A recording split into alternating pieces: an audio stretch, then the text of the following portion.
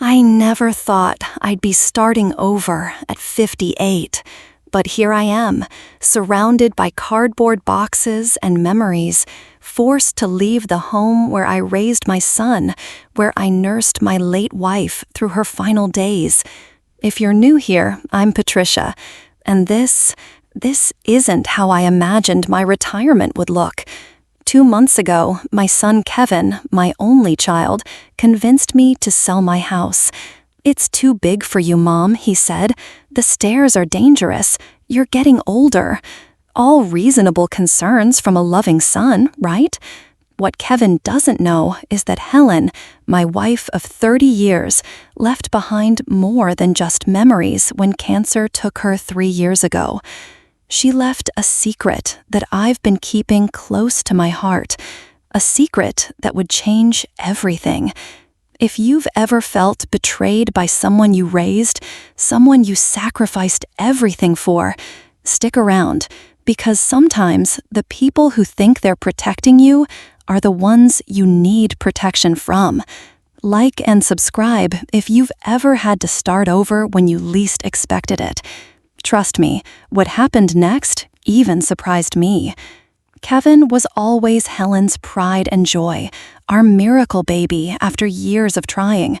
We raised him in our 3-bedroom colonial in Springfield, Massachusetts, the house Helen's parents helped us buy when they retired to Florida. Kevin was a bright kid, always at the top of his class, the kind neighbors would point to and say, "That boy's going places." And he did. Full scholarship to Boston University, then law school at Georgetown. Now he's a corporate attorney in Hartford with a corner office and a sleek condo downtown. Helen and I had a small landscaping business together. Nothing fancy, but it paid the bills and let us be our own bosses. We worked side by side for 25 years, building something from nothing. Our clients became like family. The Johnsons, who'd have us over for Thanksgiving when Kevin was away at college. The Patels, who brought us homemade samosas every time we came to maintain their elaborate garden. I remember when Kevin was 16, he had a summer job at the local country club, the same one where we had several maintenance contracts. One day, I arrived in my dirt-covered overalls to check on our crew working the back nine. Kevin was caddying for some executives. The look on his face when he saw me, I'll never forget it. Pure mortification. Later that night, I overheard him telling Helen, "Mom showed up looking like a homeless person. The guys I work with were laughing." Helen defended me, but I noticed Kevin never invited friends over on days we came home straight from work. For his law school graduation, Helen and I scraped together every penny we had to buy him a Rolex. "A lawyer needs to look successful to be successful," Helen said. We presented it at his graduation dinner. He thanked us, but I caught him researching the model online later that night. It wasn't the premium line. He wore it to job interviews, then I never saw it again. When Helen got sick, pancreatic cancer, stage 4, Kevin flew in twice. Once when she was diagnosed, once 2 days before she passed. He had important cases, couldn't get away. I spent 18 months as her caretaker, watching my vibrant wife waste away, holding her hand through chemo sessions, reading her favorite Austen novels when she was too weak to hold the book. Kevin sent flowers, expensive ones. What Kevin didn't know, what no one knew, was that Helen had been quietly building a safety net for years, a separate account that started with a small inheritance from her aunt. "It's not that I don't trust our business," she told me when she finally revealed it 3 months before she died.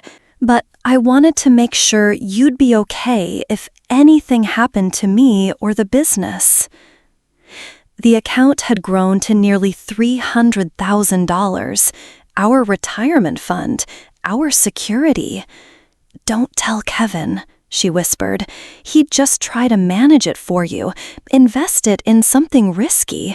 Promise me you'll keep it for yourself." I promised, and for 3 years I kept that promise, even as I struggled with grief, even as our business faltered without her. I downsized operations, took on fewer clients. I was managing, making ends meet. The house was paid off, and I had Helen's secret account untouched. Then Kevin started his campaign to help me. It all started this past Thanksgiving. Kevin actually came to Springfield for the holiday, a rarity since he usually claimed to be too busy with work. He brought his new girlfriend, Melissa, a pharmaceutical sales rep with perfect hair and a constant smile that never quite reached her eyes.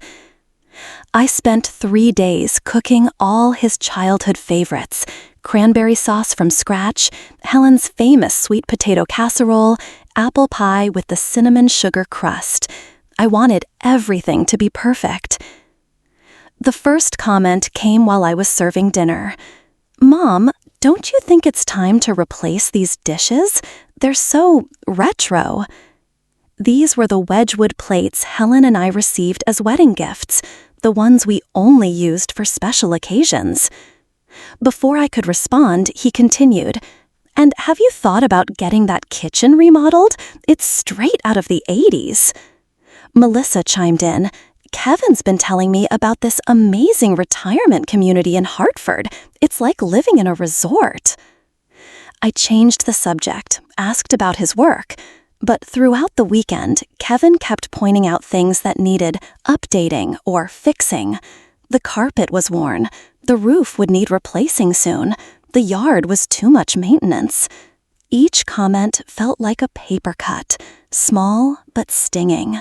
On Saturday, he insisted on checking my finances. "Mom, I'm just worried about you. What's your retirement plan?"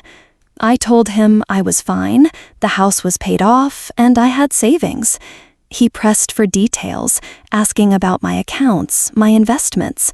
I kept things vague, remembering Helen's warning.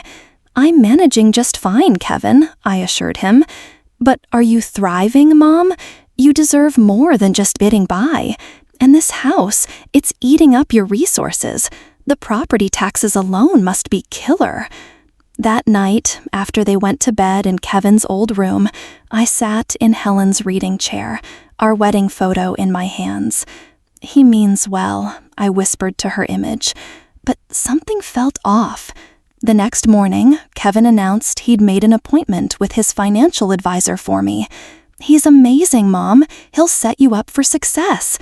I don't need, trust me, it's what Dad would want. He wouldn't want you struggling in this big old house alone." I bit my tongue at his mention of Dad. Kevin had started calling Helen Dad in college, claimed it was easier than explaining our family to his new sophisticated friends. Helen had laughed it off, but I saw how it hurt her. The real bombshell dropped as they were leaving. "Actually, Mom, I've been thinking, you should sell this place. The market's hot right now, and you could make a killing. We could find you a nice little condo near me in Hartford.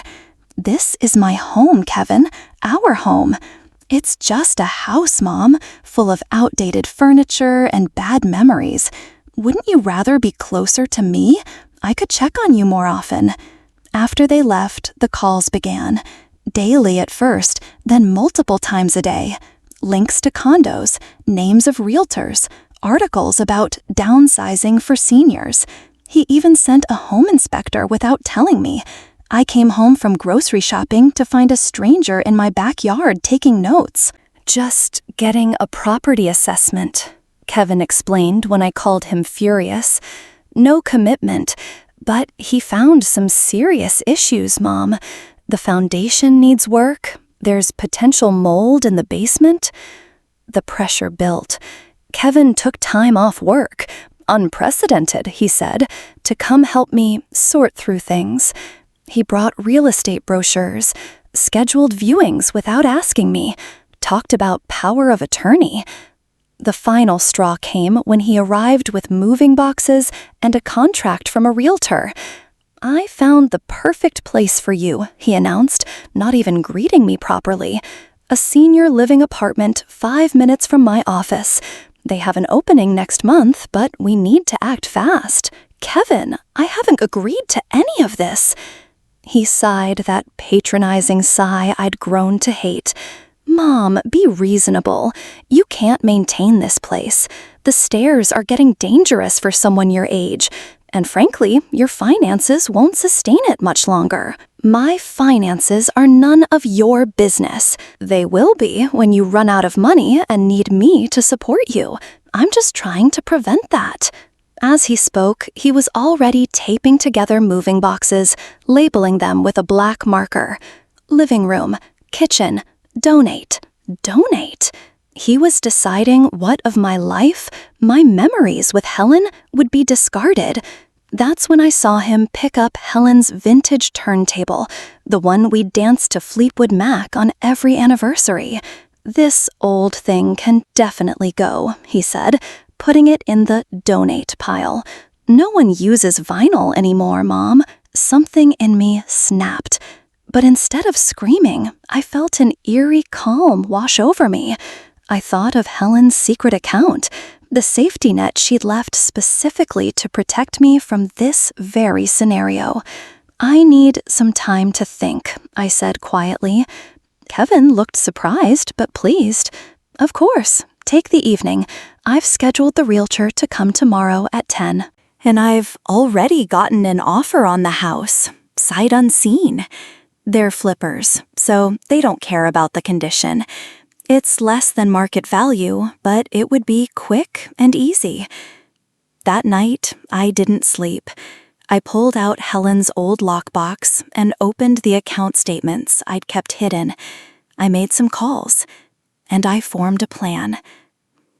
The realtor Kevin hired was a young woman named Tanya, with a sharp blazer and sharper smile. She arrived promptly at 10 a.m., portfolio in hand, Kevin hovering eagerly behind her. He'd brought Melissa, too, presumably for moral support, or perhaps as an additional voice of persuasion. Mrs. Winters, such a pleasure to meet you, Tanya said, extending her hand. Kevin has told me so much about this charming property. I already have several interested parties. I bet you do, I replied, gesturing them into the living room where I'd set out coffee and Helen's homemade banana bread, the recipe Kevin always claimed was the best in New England. Kevin immediately launched into his sales pitch. Mom, Tanya thinks we can get the house sold within 2 weeks. The flippers I told you about are still interested, but she thinks we might get a better offer if we list it properly. And what about my living situation? Where exactly am I supposed to go in 2 weeks? I asked, sipping my coffee calmly. I told you, Mom, I found that perfect senior apartment near me. They're holding it, but only until Friday. We need to put down a deposit. Tanya pulled out paperwork. I've prepared a listing agreement. Once you sign this, we can have photographers in tomorrow and be on the market by the weekend. I set down my coffee cup with deliberate slowness. Before we proceed, I have a question for my son. I turned to Kevin. Why are you in such a rush to sell my home? Kevin's smile faltered slightly. We've been over this, Mom. It's too much house for you. The maintenance, the stairs, the cost. The cost, I repeated. That's interesting, because according to you, I'm practically destitute and can't afford to keep this place. Yet I've never missed a property tax payment, never missed an insurance payment. The house is fully paid off. But the repairs... What repairs, Kevin? The imaginary mold your inspector claims to find? The foundation issues that mysteriously appeared after 30 years? Melissa shifted uncomfortably on the sofa. Tanya's professional smile remained fixed, but her eyes darted between us. I spoke to our family attorney yesterday, I continued. You remember Mr. Abernathy? He's been our lawyer since before you were born. I asked him about the paperwork you've been pushing me to sign, the power of attorney, the healthcare directive. Do you know what he said? Kevin's face had lost all color. "Mom, I was just trying to—" He said you'd contacted him 3 times in the past month, asking about my assets, about the house deed, about Helen's life insurance payout. "That's not— I was just getting information." I reached into the drawer of the side table and pulled out a folder. "I also spoke with Hartford Regional Hospital's development office. They were very excited about the potential donation in your name. A new wing, was it? The Kevin Winters Cardiovascular Center?" Now Tanya was openly staring at Kevin, whose composure was crumbling by the second. $2 million, I said, looking directly at Melissa. That's what he promised them. $2 million he doesn't have. Unless, of course, he sells this house for well above market value and somehow gets his hands on money he believes I've been hiding. Melissa stood up abruptly. "Kevin, what is she talking about?" Kevin's face flushed red. "Mom's confused. She's been forgetting things, getting facts mixed up. It's why I've been so worried about her." That was when I pulled out my final piece of evidence, the email Kevin had sent to the hospital, which Mr. Abernathy had obtained through his contacts. I read it aloud. "Once my mother's estate is settled, which should be within the next month, I'll be in a position to fulfill my pledge. Please proceed with adding my name to the donor wall as discussed." The room fell silent. Tanya closed her portfolio with a snap. "I think I should come back another time," she murmured, already backing toward the door. "Kevin," Melissa whispered, "tell me this isn't true." But Kevin had switched tactics. His embarrassment morphed into anger. "You have no idea the pressure I'm under. The firm expects partners to be major donors. Everyone's watching to see if I make the cut next year. And it's not like you need this money. You're just sitting on it while I'm working myself to death." I stood up, suddenly feeling taller than I had in years. "Helen left me that money. Your mother, who you couldn't even visit when she was dying, who you couldn't even acknowledge as your mother to your fancy friends, she knew exactly what you'd try to do." "So what now?" Kevin spat. "You'll stay in this mausoleum until you die, clutching your precious memories while I get nothing?" "No," I said quietly. "I've already sold the house." All 3 of them froze. "I signed the papers yesterday to the Patel family. Remember them? Their daughter Maya just got married, and they wanted to give the young couple a home in a good neighborhood. They're paying me fair market value, and they've agreed to let me stay through the end of the month, not the 2 weeks you so generously planned for me." I walked to the door and held it open. "I think this meeting is over. Tanya, I apologize for wasting your time. Melissa, it was lovely to meet you. Kevin, I'll have my new address sent to you once I'm settled." As they filed out in stunned silence, Kevin paused at the threshold. "Mom, you can't." "I already have," I said, closing the door on his protests, and for the first time in months, feeling Helen's presence beside me, her hand on my shoulder, whispering, "Well done, Patty, well done." The aftermath was both quieter and louder than I expected. Quieter because Kevin didn't come back that day, or the next. Louder because my phone wouldn't stop ringing, Kevin's calls, then his texts, alternating between rage and wounded innocence. "How could you do this to your own son?" Followed by, "I was only trying to help you." I let them all go to voicemail. 3 days after the confrontation, Melissa called. "Mrs. Winters, I wanted to apologize. I had no idea what Kevin was planning." Her voice was small, hesitant. "We're not seeing each other anymore. I just thought you should know." I thanked her for her honesty. Sometimes the collateral damage in family wars includes the innocent bystanders. A week passed. I continued packing, this time on my own terms. The Patels came by with dinner and helped me sort through the garden tools, insisting I take cuttings from Helen's beloved perennial garden to plant at my new place.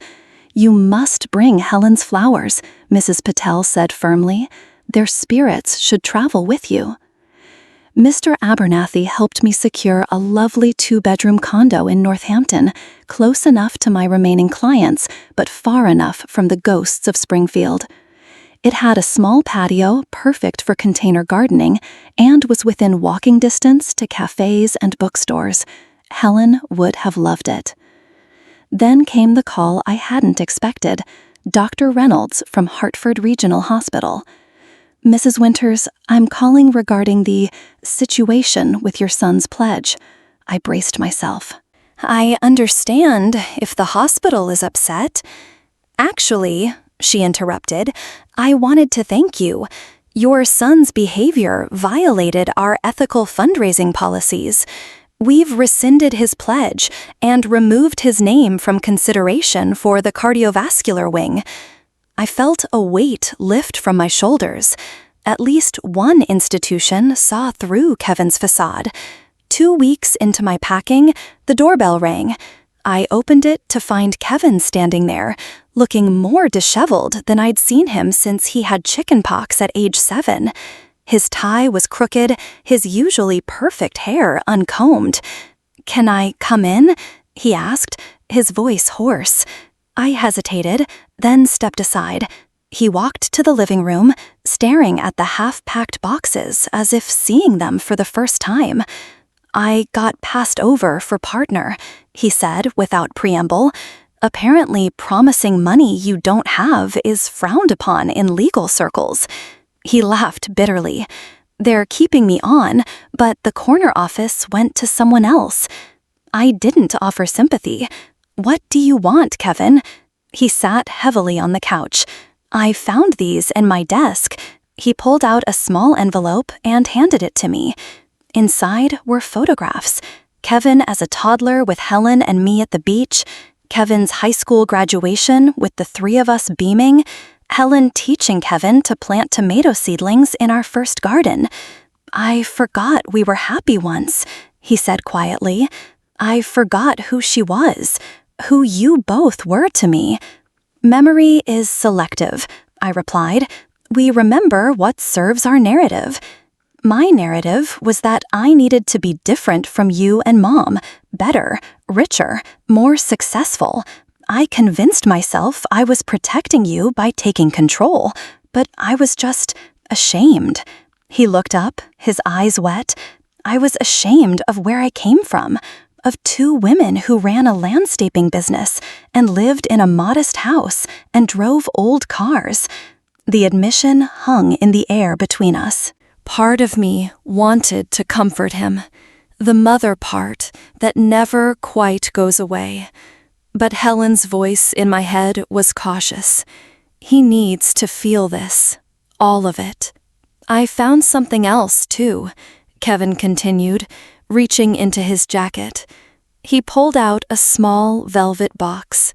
Inside was the Rolex we'd given him for graduation, the one I thought he'd sold or discarded.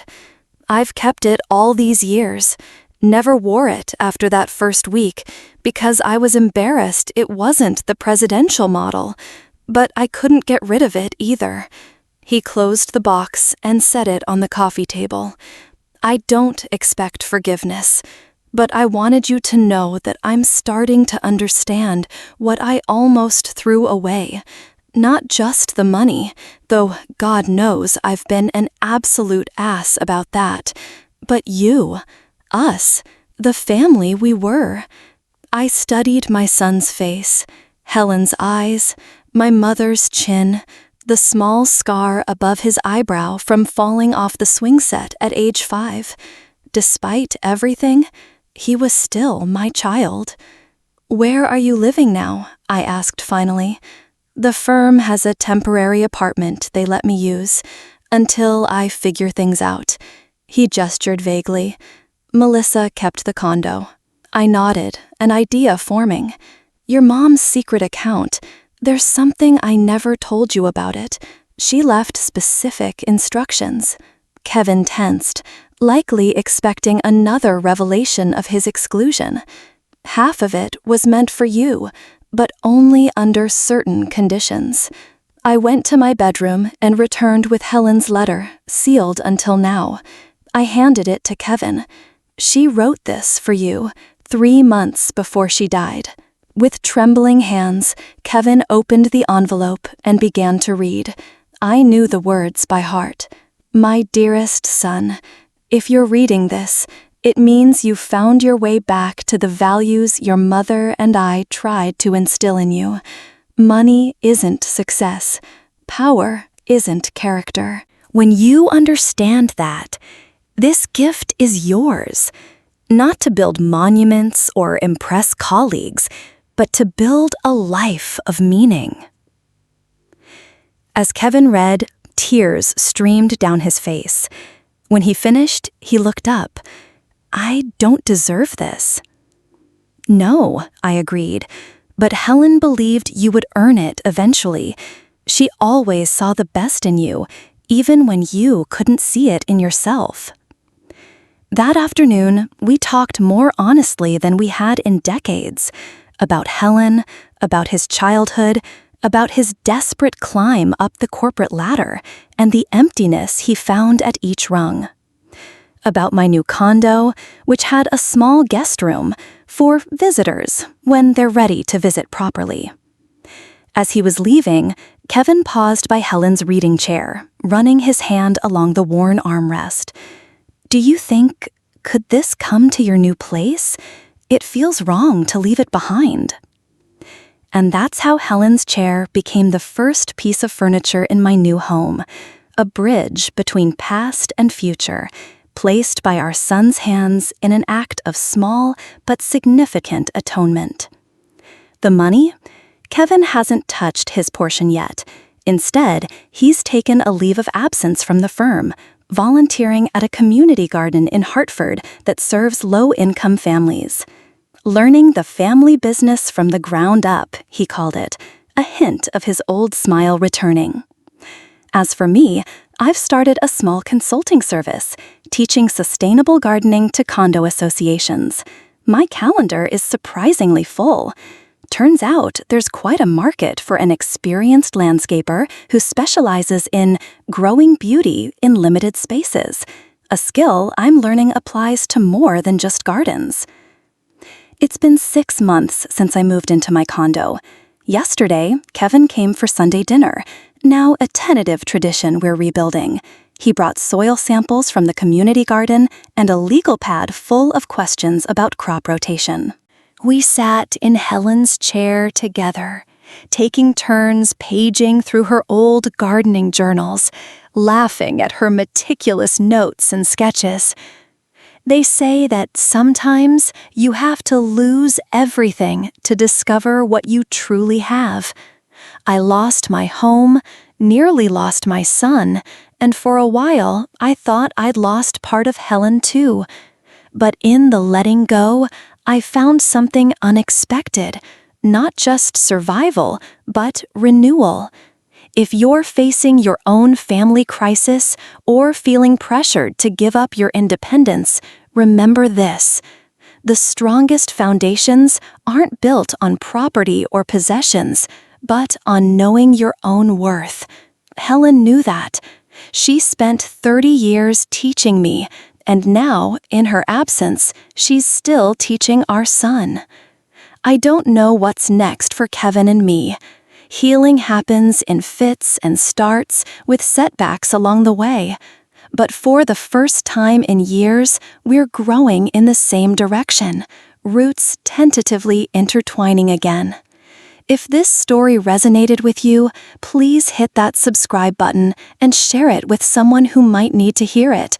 Sometimes the greatest act of love isn't giving people what they want, it's holding firm until they discover what they truly need. And remember, even the smallest garden can bloom again after the harshest winter.